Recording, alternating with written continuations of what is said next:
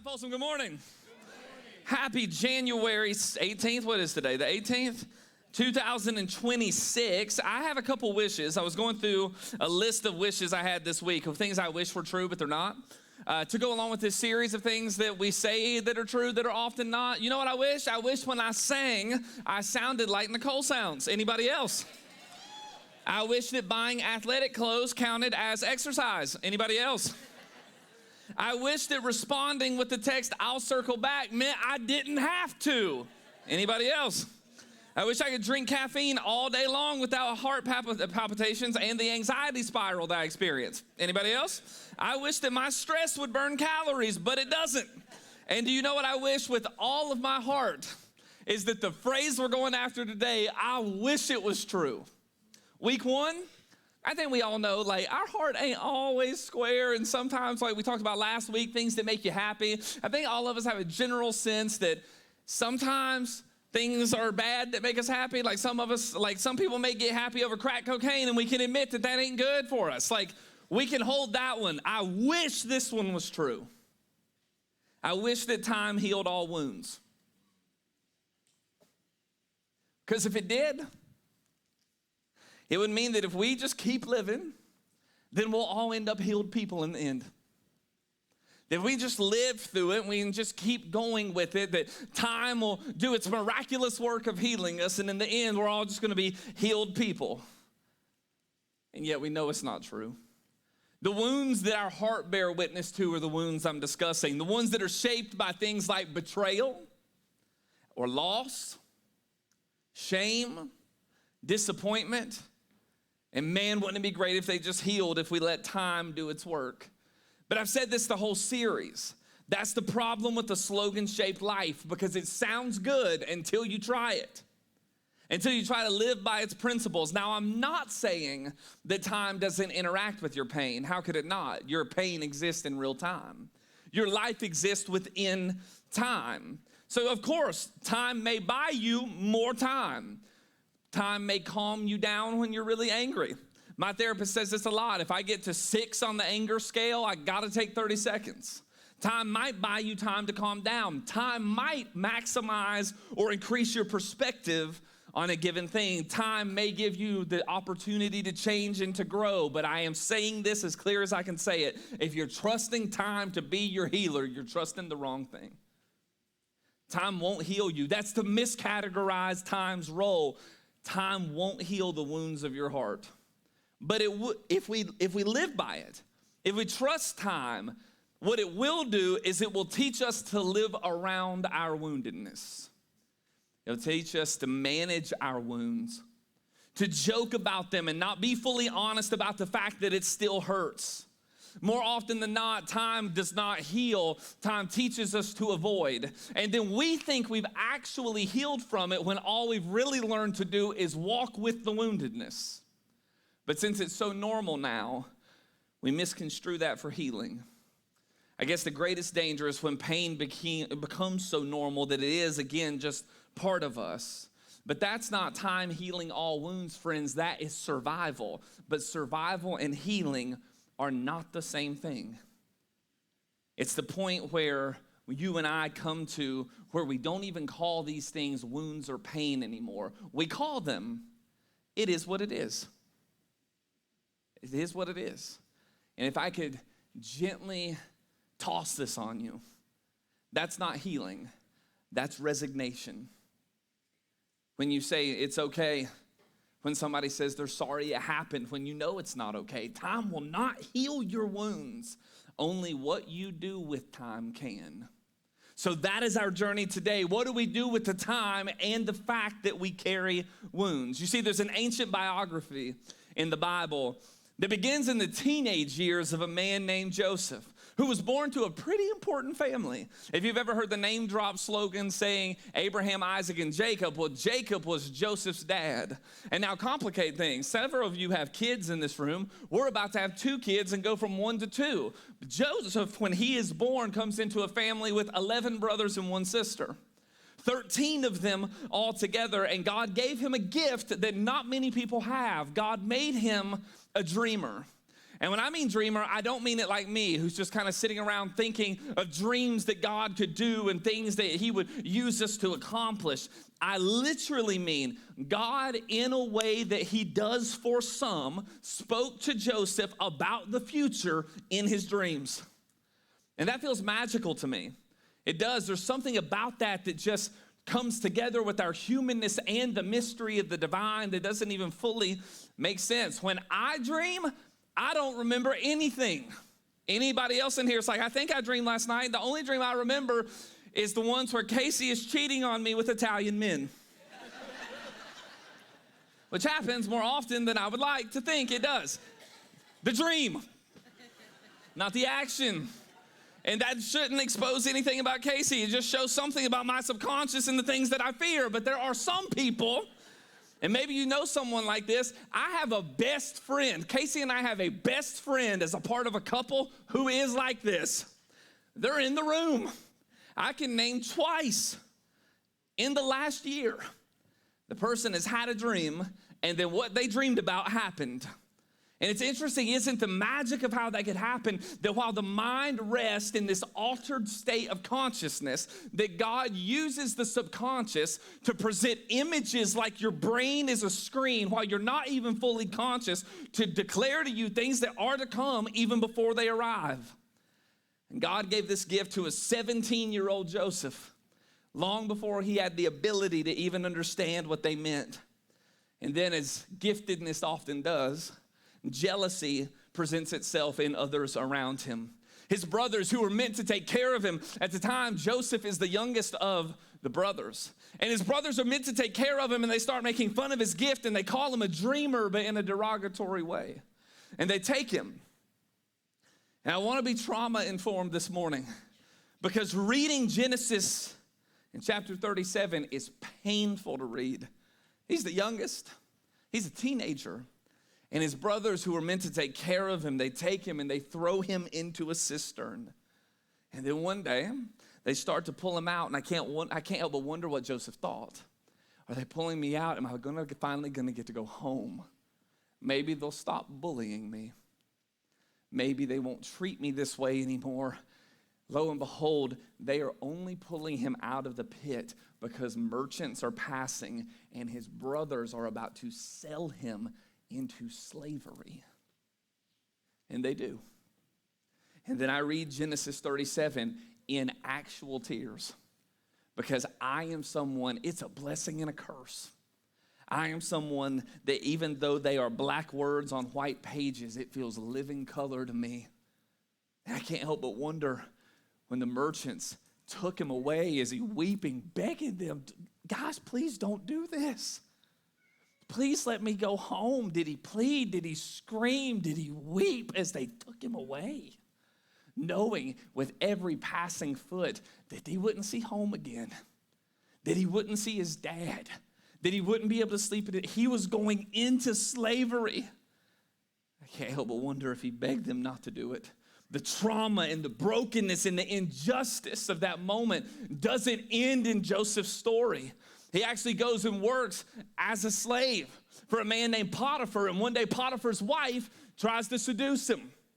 And she tries to seduce him. He says no, runs out of the home. She says that he made an attempt on her, and then he gets thrown in jail on a false accusation. It's not enough that the 17-year-old kid is in slavery now at the abuse and objectification of his own family. Now he's in jail in a dungeon underground. And there he is in prison, and he gains favor there. The favor of God is upon his life, and he becomes in charge of the other prisoners. And he starts interpreting the dreams of Pharaoh's cupbearer and the baker, who are also in prison. But think about how ridiculously hard that must have been. Imagine having the gift of dreams, being able to interpret others and not even being able to live your own. There you are in the darkness, interpreting others' dreams as others get second chances and you don't. And years pass. And Pharaoh's having troubling dreams himself in the land of Egypt. And none of his wise men could interpret the dream. And the cupbearer remembers there was a man named Joseph in the blackness of the prison who suggests he may be able to interpret your dream. Joseph comes out of the prison, interprets the dream, and says there's going to be 7 years of plenty, and we got to get prepared because there's going to be 7 years of famine after that. And what we do with these first 7 will ensure we survive in the second 7. And all of the sudden, out of nowhere, an astronomical, meteoric ascent, Joseph goes from prison to number 2 in command in the largest empire of the day. One night he sleeps in jail. The next night he's the vice president. All of the sudden. And yet in this rise, after the pit, after the prison, and after the promotion, you know what happens to Joseph? He gets married. And he has children of his own that he's protecting. He has 2 sons. He has a new life and a new family. And he's in a new season. You know how many years have passed since he was sold by his family? 17 years. So if time heals all wounds, Joseph's at least got to be on the right way to healing because so much time is passing and God's still being faithful, right? The wounds probably don't even feel like wounds anymore, right? And then one day, after the 7 years of plenty, the famine hits. And he's in charge of giving out grain to even further lands outside of Egypt to make sure that people survive and stay alive. And 10 men walk into Joseph's office that there's no way he ever thought he'd see again in his life. It was in Genesis chapter 42 up on the screen that reads like this, that when Jacob learned, that was his dad, learned that there was grain in Egypt, he said to his sons, "Why do you just keep looking at each other?" I love that to a dad, to some sons. Hey guys, I don't know if y'all know, we're starving. And you're looking at each other, playing with your Nintendo Switch. Would you please get out the door? I've heard there's grain in Egypt. Go down there, buy some for us so that we may live and not die. Then Joseph's brothers went down to buy grain from Egypt. But Jacob did not send Benjamin, the littlest brother, with the others because he was afraid that harm might come to him. So Israel's sons were among those who went to buy grain, for there was a famine in the land of Canaan also. Now Joseph was the governor over all the land and the person who sold the grain to all of its people. So when Joseph's brothers arrived, they bowed down to him, which, if you know the story, is actually what he dreamed as a kid. All that pain later, all the nights in prison later, all of the false accusations later, all the tasting of tears as they carted you away later. And they bowed down to him with their faces on the ground. And as soon as Joseph saw his brothers, he recognized them, but he pretended to be a stranger and spoke harshly to them. "Where do you come from?" he asked. "From the land of Canaan," they replied, "to buy food." Although Joseph recognized his brothers, they did not recognize him. Have any of you ever been wounded, thought you could avoid the person the rest of your life, and then one day you saw him again? And all of a sudden, you realize you're not as healed as you thought you were. It feels fresher than you thought it would feel. It feels like time was right on top of you again. And Joseph does what any one of us would have done with his power and position. The next several verses says that he spoke harshly to them, that he was accusatory to them, that he imprisoned them, that he threatened to kill them, and then he bound one of the brothers in front of the eyes of all of the brothers. Needless to say, Bayside Folsom, this is not a healed person response. Needless to say, but the most crushing of the verses to me personally is not that he felt all of this anger. Of course he did. It's not that he would have went to all these extents. Of course he would. It's the fact that in the middle of it, when that wound is seeping again, it says in verse 24 that he turned away from them to begin to weep. Because inside every really wounded man and every wounded woman is the younger version of them that got hurt. That where their anger won't actually satisfy them, and eventually they have to turn and their emotions flow down their face like rivers do. I wish time had healed his wounds. It's been 22 years. I wish time healed yours. And I wish time would heal mine. Again, if you ever had a moment like that where it was back on top of you again, all the anger and the resentment and the pain and the emotions that welled to the surface, and here you were thinking, you had dealt with it. That you had dealt with it a long time ago. That you thought that you had healed just to recognize that you didn't heal. You moved on, and they're not the same. Write this down this morning.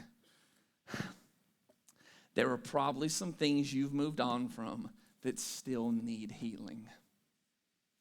And friends, I am saying that because today, unlike any other day I've ever had, my philosophy of preaching is getting me in trouble.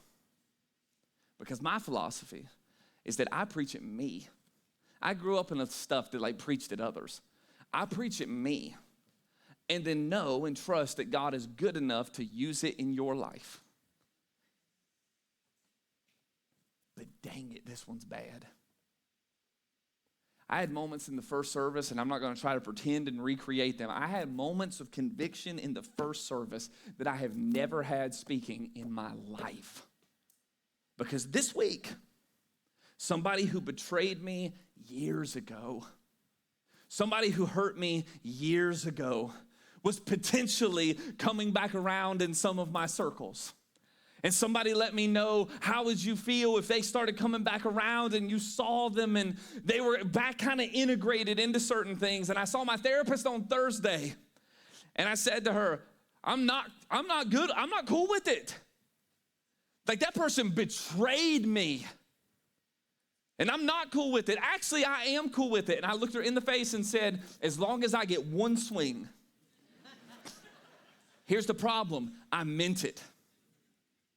As long as I get to check if the connection between the two jawbones is sturdy, as long as I get to check that first, and then I get to tell him that I'm not glad to see you, and I wish you weren't here, and I hoped I never saw you again, that I can't believe that you threatened me, that you walked out of my life, and then you cut me out to the furthest extent over nothing doing with me because of your anger at somebody else. And now you want to walk back in and look at my face? And my therapist said, what else would you tell him? I said, I would tell him how bad it hurt. I spent a Thanksgiving at your house. And I'm out. And then you changed your phone number and I never even got to tell you it hurt because you ran? She looked at me and she said, does it still hurt? And I'm like, no. I dealt with it years ago. Time heals all wounds. And then I'm looking up at the sky and I'm like, are you freaking serious? This week, of all weeks, one of 3 people, they have wounded me that deeply. And I'm preaching on time doesn't heal. Are you serious, God?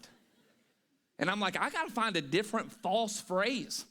I got to come up with a different false phrase. Something like, the Niners are a good football team. And then address that. Can't even score a touchdown. Brock Purdy. Yeah. Purdy bad,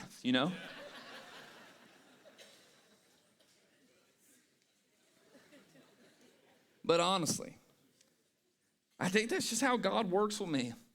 And you're getting it on full display today, and I'm not going to hide it.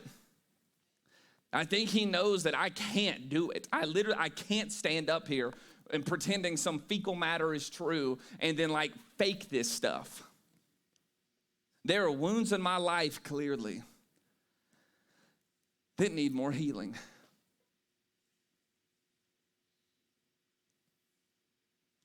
Dang it. So as someone who's willing to admit it, for the rest of our time together, I'm asking you to be just as honest. Is there a person, a circumstance, a set of circumstance, a wound that's fresher than you thought it was and fresher than you wish it was when it's touched? And if so, that doesn't make you weak, but it does mean that God is inviting you to heal, not just cope. Again, they're not the same. And can I tell you something else with truth and love? And by telling you, I mean telling me. Whoever it is in your head, whatever it is in your head, they're not coming back around to heal you. My wife, clinical psychologist, 2 master's degree and a PhD, more degrees than a Fahrenheit thermometer, says this all the time. Often, our disagreements, our wounds, and our pain are shared. Like it's convoluted, it's complex, we both had a role in it.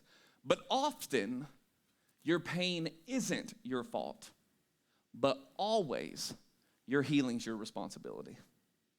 They're not coming back to do it for you. They're not. So do the brave thing and step onto the road of healing. Time in the road. Time will be used, but it won't be the healer. Because even though the wound is fresh for Joseph in Genesis 42, where he can't do anything but turn and weep, even though the tears are real, and they'll continue to be. And the rest of Joseph's story in Genesis, 4 distinct chapters are marked by the fact that the predominant outpouring of his emotions are in weeping. But he refuses to stay frozen or do what some of us do, which is sink our heels deeper into our woundedness. And he doesn't pretend he's not hurt. And he doesn't justify the past. But in chapters 43 and 44 of Genesis, Joseph decides to get intentional. And this is where the Spirit of God smoked me in the first service. And I'm not lying. I feel it in my stomach now. Because Joseph tests them in those chapters to see if they've changed.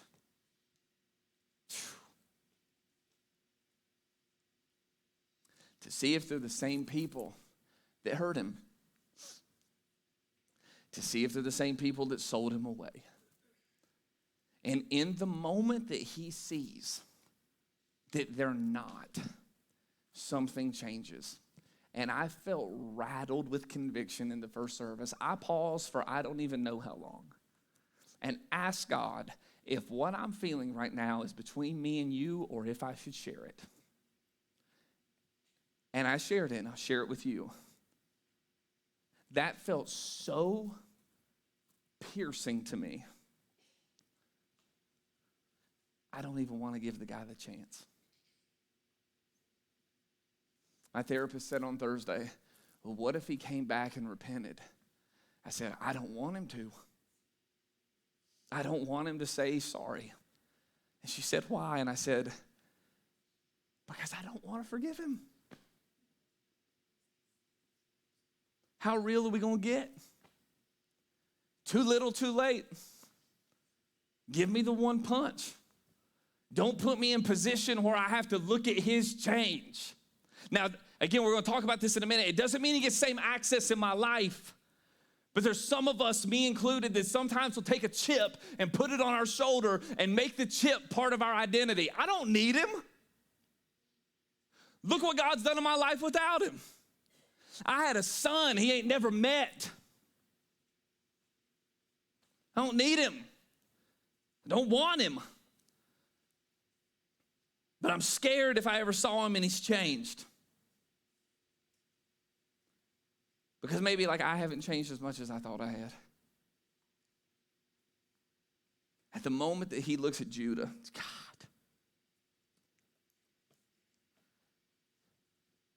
Yeah, you'll have to forgive me for the day. Like I feel all types of things.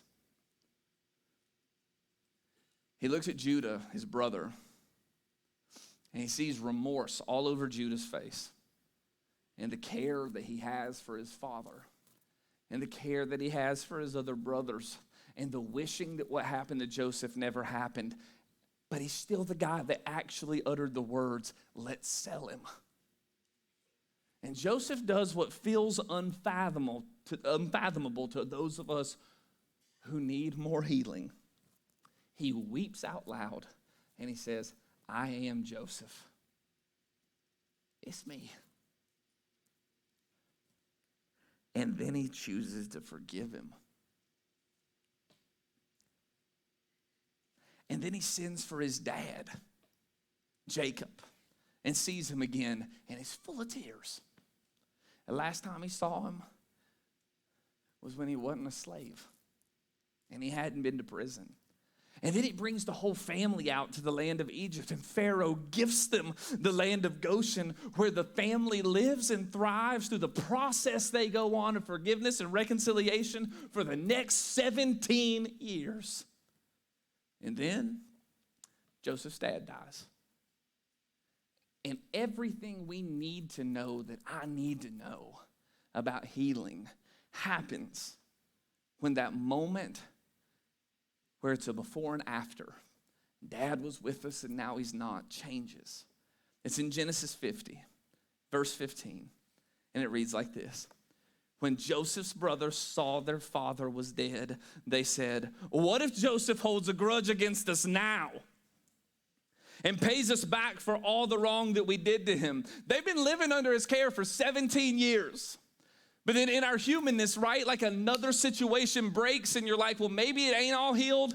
I still feel some insecurity in this relationship. I'm not sure what to do here. All of that starts rising.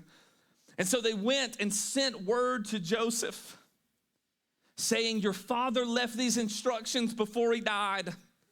So Joseph is literally processing the death of his dad and learns that these were his last words for him. God.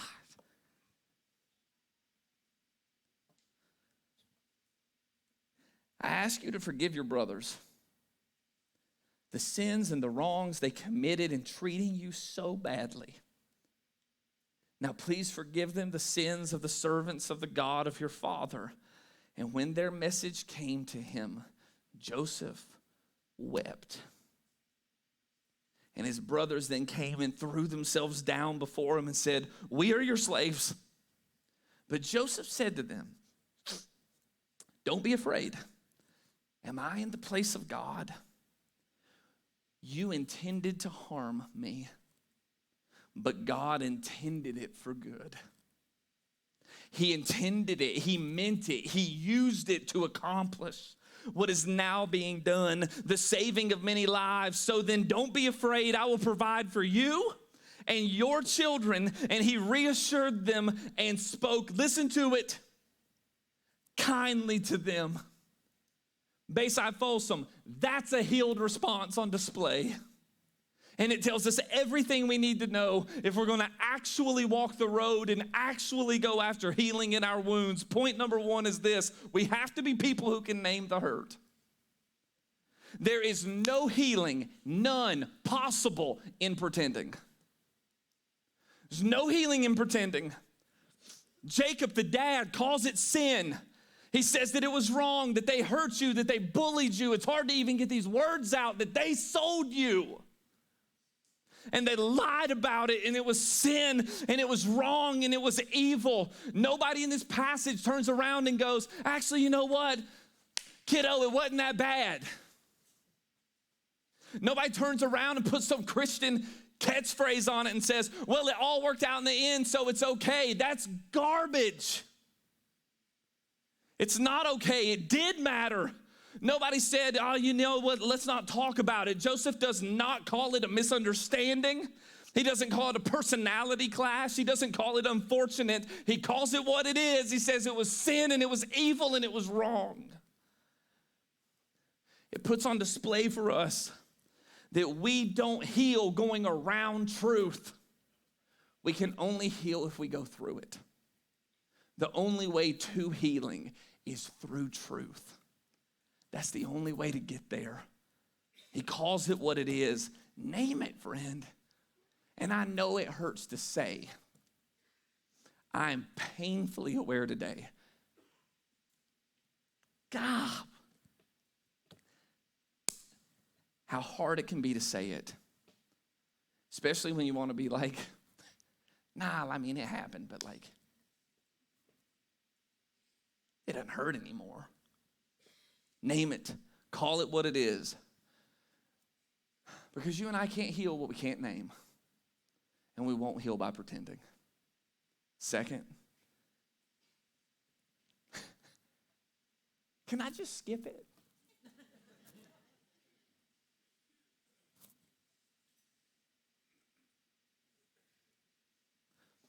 You got to choose to forgive. But we need to hold what forgiveness isn't. Because we have to be healthy people and holistic people. Forgiveness doesn't mean you excuse what somebody did. It doesn't mean you don't press charges. Forgiveness doesn't mean you turn around and put yourself back in harm's way. Forgiveness doesn't mean somebody has the same access or relationship. Forgiveness doesn't permit the repetition of action. Forgiveness in the Bible is this: you got to release them from that prison you're holding them in, because it's killing you to hold them there. My mentor said it like this: unforgiveness is like eating rat poison, hoping the other person dies. It's that jail cell you keep them in, that resentment bar you hold them behind. Because if you hold them there and you don't let them go, they can't come back and hit you again. The only person, though, that it's eating alive is probably you. Forgiveness is saying, God, I trust you in this. I trust that you've forgiven me. I am not saying that trust is immediately given to somebody again. What I am saying is that cell I've held them in, I'm unlocking the door. I can't hold this anymore. I gotta live with freedom. I can't keep doing this, and it's so difficult. And forgiveness will be so much more costly to you and me, and it will be so much more freeing. It is for freedom we've been set free. And it is for freedom's sake we continue to forgive others, trusting that God can set them free too. One day, I'm going to be an old Joseph, and you're going to be an old Josephina. And just because I always say it, when I'm there, 80-year-old me, Joseph, still drop dead sexy. Still looking like some mix between a Hemsworth brother and Brad Pitt. When I'm there, I have to trust that if 80-year-old me was in here today and Jesus was right here beside me, which I trust that he is, inside all of us that walk with him, but if they were manifest standing here, I think they'd both look at me and say, it'll be hard to forgive, and it'll be hard to heal, and it will take your intention, and it'll be worth it. Because when you're me someday, 80-year-old Brad Pitt me, when you're me someday, it'll be important that that heart of yours is still soft and willing to change and willing to forgive and willing to give people a second chance, because you know you've been, but it will be important that you remain that, because if you hold on to this,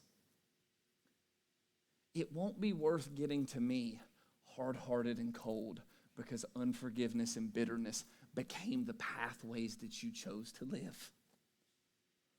And I have to think, if that's true of me, and true of a Jesus who dies on a cross when everybody around him runs, that it'd have to be true for you. That George MacDonald had the beautiful line, forgiveness then is the giving and so the receiving of life. That we receive life through the forgiveness of Jesus. And then we give life back in the forgiveness of others. Healing does not require amnesia, but it does require honesty. It was January 30th of 1956. It was 9:15 at night, and Martin Luther King Jr., on a weekend like this that is dedicated to him, was preaching at a meeting in Montgomery, Alabama. While he was preaching, his home was bombed. And catch this, it was in retaliation of the Montgomery bus boycott. And inside the home was his wife, Coretta Scott King, and wait for it, their 10-week-old daughter. When a bomb goes off in their home. And miraculously, both of them are unharmed. And King rushed home, and he found a very angry crowd gathered in support of him, saying, let's retaliate with violence. And standing on his porch, King did not excuse the injustice. He didn't minimize the danger. He didn't say racism doesn't exist or oppression or systems. He doesn't say any of that. He named the evil for the thing that it was and then urged the crowd to choose a different way by saying, and I quote, "We must meet violence with nonviolence, for we must meet hate with love." And years later, reflecting on the cost of that posture, King would explain the discipline behind that choice with these words. He said, "Forgiveness is not an occasional act. It's a constant attitude and way of being." You see, forgiveness for Dr. King and for Joseph and for Jesus Christ of Nazareth was not weakness or denial. It is the deliberate refusal to let hatred shape our future. You have to choose to forgive. And then it'll be a lot easier if you hold a healthy view of yourself. His brothers also came and fell down before him and said, "Behold, we are your servants." But Joseph said to them, "Do not fear, for am I in the place of God?" Friends, can I say it like this? Healed people don't try to play God. And when unhealed people do, it looks like a really bad God. A vindictive, revenge-seeking, punch you one time in the jaw as long as I get the first one, God. And you're like, "Brannon, I'm not trying to play God." Well, then let me ask you a question. Do you want to punish them? And do you want the power to do so? Do you rehearse the offense so that you stay morally superior? I've never done that, except every car ride this week. Do you need them to feel bad in order for you to feel better? Because if so, you may never feel good. Do you hold on to the story and make sure your pieces of it are all aligned so that the narrative is controlled within the circles that you can influence? Do you confuse biblical justice with payback? Do you believe that their suffering would somehow heal your wounds? And if so, as someone guilty of many of those things, remember those words. Am I in the place of God? Kind of looks like it. You're over the whole land. You control everybody's food rations. These boys is on the ground bowing down, begging you. This is your chance. And I think, honestly, when he says, "Am I in the place of God?" he's saying something we need to remember. He's saying, I'm not God, and I don't get to be. You hurt me, and I don't get to be the judge on your life. You hurt me, and I don't get to be the jury. You wounded me, and I don't get to be your savior. You wounded me, and I don't get to be your executioner either. When you try to play God, friends, when I try to play God, you don't become powerful. You become exhausted. And it takes a piece of your soul away to do it. And I'm not talking about in the eternal sense. I'm talking about that your spirit, what you know you are. You lose a piece of you to do it. Joseph's view of himself ought to be like us, not self-deprecating, not self-abusive, not overinflated, healthy. Am I in the place of God? No. So I'm not going to pretend to be. And I'm not trying to operate like only God can. Fourth, we have to be people who trust that God doesn't waste our pain. That I love how it says, as far as you meant it for evil. What you did to me, you meant it to harm me. Let's not hold anything back. Well, I really didn't mean to. That's not what I meant. It was a misunderstanding. You meant it for harm. And God meant it for good. Not that God caused it. When it says he meant it, it means he used it. The Bible is very clear. God is no doer of wrongs. When I hear people in church, now I'm not trying to shame you, but people go through heinous stuff and then come to me and go, well, God just wanted this to happen to me. Are you out of your mind? Abuse, scandal, ridicule, pain, woundedness. No, you know what God wanted for you? The Garden of Eden, where we walked with him in the coolness of the day, living in harmony with all created things, where there wasn't pain anymore. Brandon, how do you know that? Because that's his promise in the end. That one day there won't be pain and there won't be tears and there won't be cancer and there won't be that stuff, because Jesus, through the life and death and resurrection, makes all things new, including us. God is not the one causing your pain. Listen to me though. He loves you too much to not mean it, intend it, use it for good, because you went on the road of healing, and your healing is needed by others who haven't yet healed. You meant it for evil. But what we have gone through, friends, is not for nothing. I don't know how God's going to use what I'm wrestling with this week. I got no idea. I trust God's who God is. And hear me clearly, God is not the doer of wrongs. But can I tell you what God has always been? God has always been a God who was not done if you were not dead. And the Bible says that all things are working together for the good of those who love him. Now, that doesn't mean we understand that, and it doesn't mean you need to say that to people while they're in the throngs of their pain. It's something we hold on to in the deep reservoir of us that we need to be true. It says that when others meant it for evil, that he would use it for good. I'm so thankful for your joy. Your familial, vocational, educational, spiritual, interpersonal expressions of joy. But none of us can deny what Robert Bly once said, that where a person's wound is, there his genius will be. Or what Elizabeth Elliot said when she said, I can honestly say that out of the deepest pain has come the strongest conviction of the presence and the love of God. For those of you who have experienced great pain, let me say it to you like this morning. I am so sorry.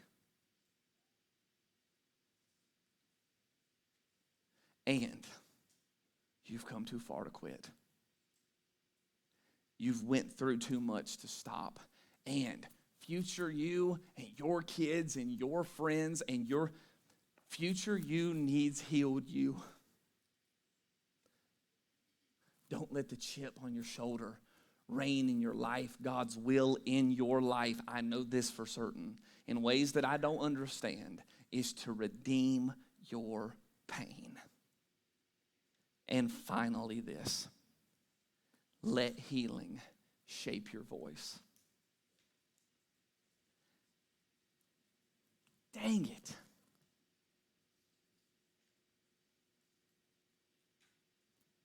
There's somebody in this room I had lunch with this week and said, I've been in a season where I have been trying to become Captain Kindness rather the ambassador of anger. I'm walking through it. And some of it's because I have been really angry. And some of that's because there's undealt with wounds.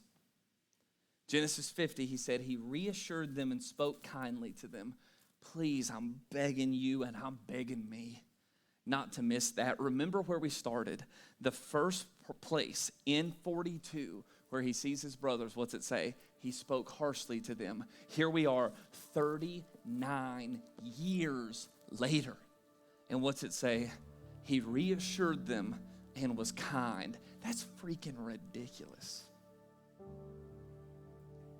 That is unbelievable.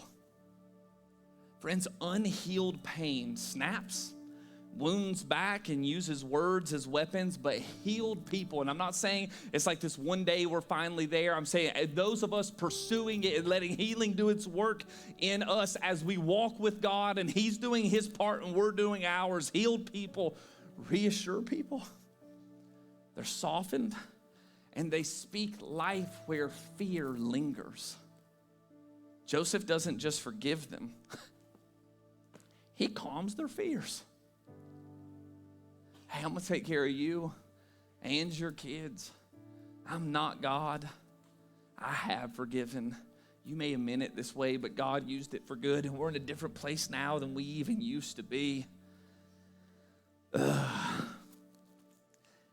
I think as somebody that speaks a lot, believe it or not, as somebody that speaks a lot, this one pierces me, because I think often for us, and often for me, healing shows up and shows its evidence in how you talk when you finally have the upper hand.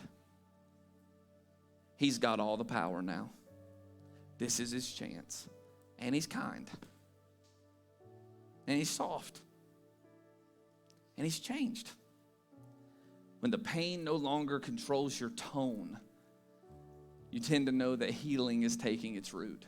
Time won't heal your wound, friends. It won't. But Jesus will walk with you while they heal, while you pursue them. And Jesus won't rush you. He won't minimize what happened to you. He won't shame you for still hurting, but he will join you in it. So much so that he would take on your skin to redeem the pain that you felt. And when you look at Joseph, you can't help but see Jesus. Joseph was betrayed, Joseph was wounded, and Joseph chose forgiveness over revenge. But Joseph only forgave a few. And Jesus promised if we trust him, he'd forgive us all and then teach us how to forgive a few in our own journey. Time won't heal your wounds. But what you do with the time as you walk with Jesus can. So, Father,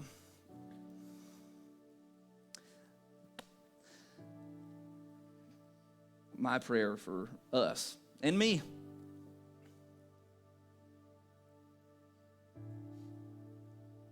is that you'd make us people of forgiveness, but that we would remember we have a role in that we wouldn't be Christians that turn around and say, well, I'm just trusting God to heal it.